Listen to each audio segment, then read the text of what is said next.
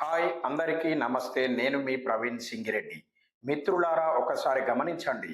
మన సంపాదన పెరుగుతున్నట్లు అనిపిస్తున్నా చేతిలో రూపాయి మిగలడం లేదు. ఇంటి ఖర్చులు ఆకాశాన్ని తాకుతున్నాయి. స్కూల్ ఫీజులు, హాస్పిటల్ బిల్లులు సామాన్యుడిని కోలుకోలేని దెబ్బతీస్తున్నాయి. బయట పరిస్థితులు చూస్తుంటే భవిష్యత్తు మీద ఆందోళనగా ఉందా?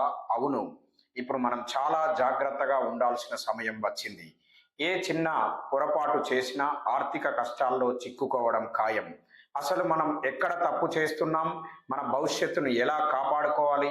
ఈ వీడియోలో మనం మాట్లాడుకుందాం.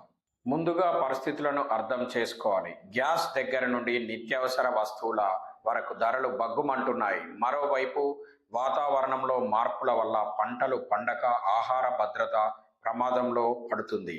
ఖర్చుల విషయంలో ఇప్పటి నుండే మనం ఒక క్రమశిక్షణను అలవాటు చేసుకోవాలి. మొదటగా ఈఎంఐ అనే ఊబిలో చిక్కుకోకండి.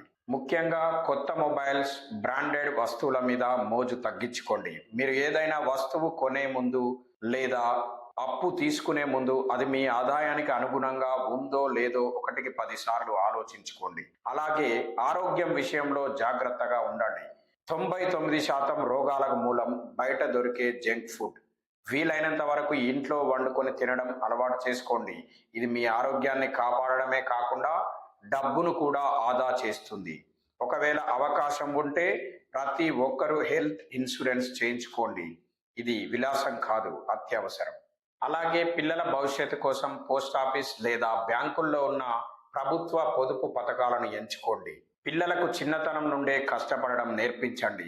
సినిమా టికెట్లు, వినోదం కోసం అతిగా ఖర్చు చేయడం మానేసి అవసరమైనప్పుడు మాత్రమే ఖర్చు చేయండి.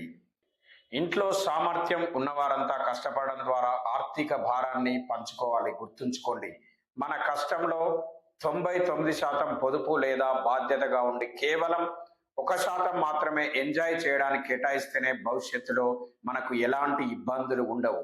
ఈ వీడియో గనక మీకు నచ్చినట్లయితే లైక్ చేసి, షేర్ చేసి, సబ్స్క్రైబ్ చేయండి. Thank you all.